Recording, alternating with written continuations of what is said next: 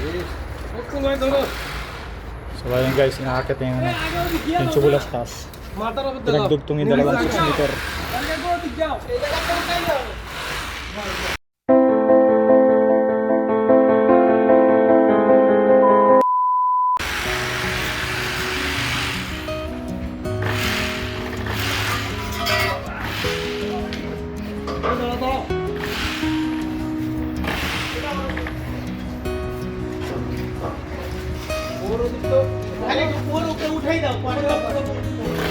Ay ba?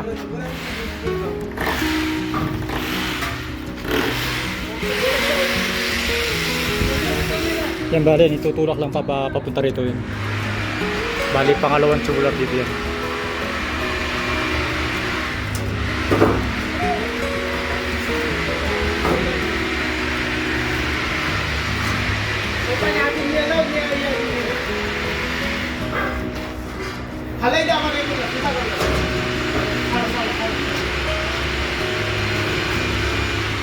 Roy na siya.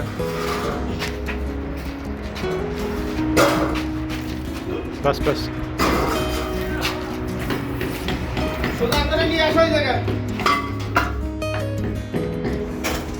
Pati na dito, naglalagay sila ng mga kuryente.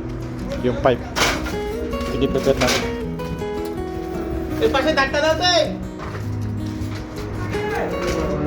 Yan bali hanggang magdamag sila. Hanggang alas 12 ng madaling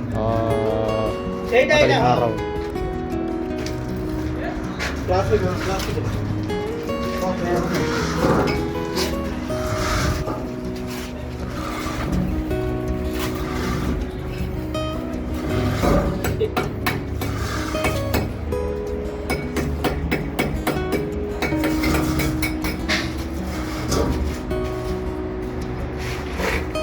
Dito rin kayo dyan.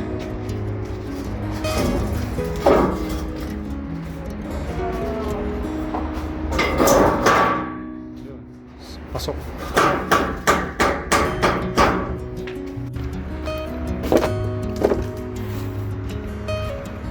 Bali ngayon natapos nila ngayon, nagpapalit lahat sa labas. Ayan.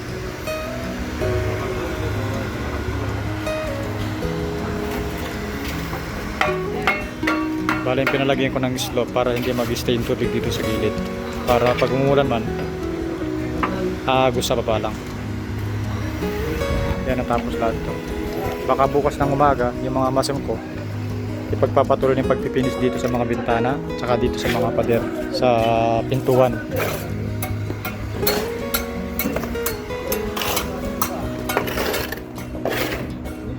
Bukas dito sila titira.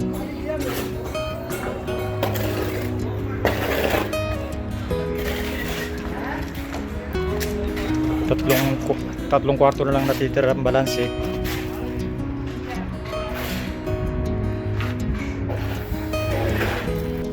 Yan, update tayo dito sa nagwa-waterproofing dito sa kusina. Kasi, sakta. Ada whole super. Hina whole super. Sakar pantalon. Okay, I'm so sorry. Yan, bali yung dumi na yan, foam lang yan, yung nagsiliparan. Ayan dito, pero ikibinis pa to. Tatakpan pa to. Mga putos-putos na yan.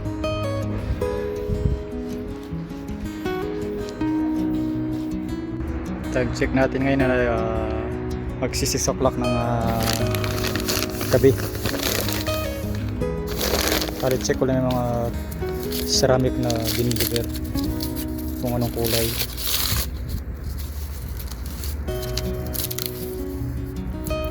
Parang ano siya, off-white.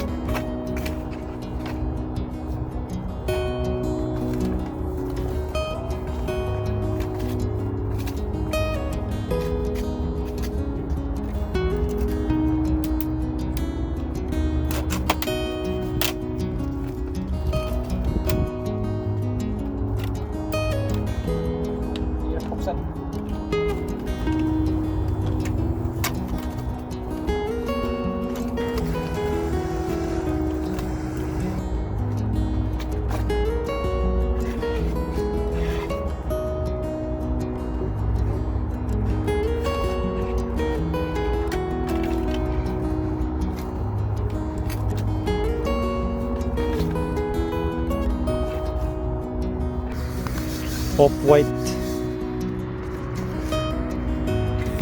Off-white siya guys. 30 by 30 cm.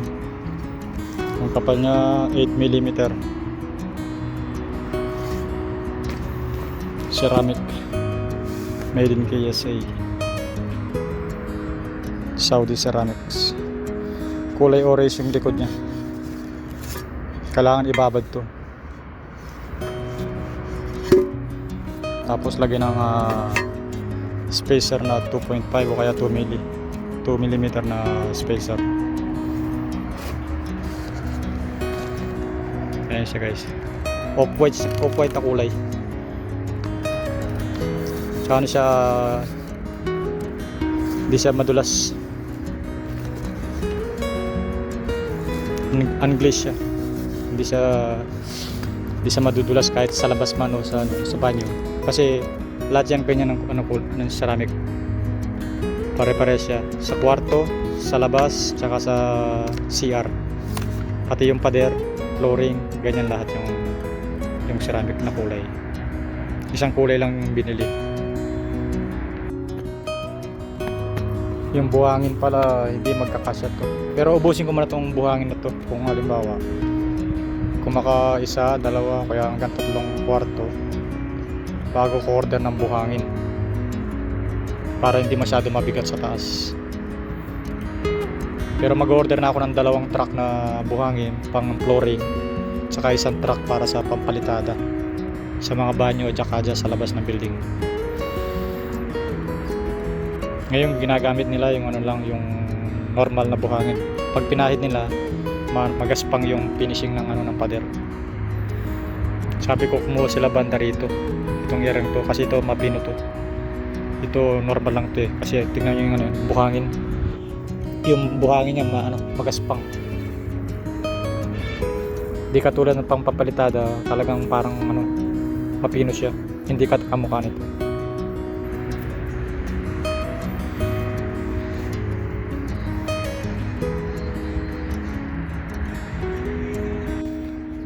Dito ako sa rooftop. Yan yung matatanaw mo dito sa taas ng building namin. Yan. Dito banda rito puro farm yun nandito. Yan mga bodega yan. Dati mga bodega mga yan. Ngayon parang inaalis na to eh. Nawala na yung umalis na yung mga ibang tao rito. Pati ito paggawa ng factory ng hollow block. Pinahinto na rin yan. Baka i-develop na yung area to.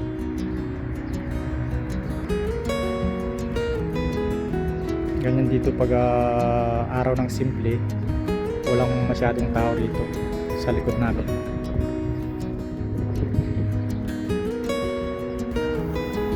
So paano yan guys, ito na yung update natin sa araw ng Martes.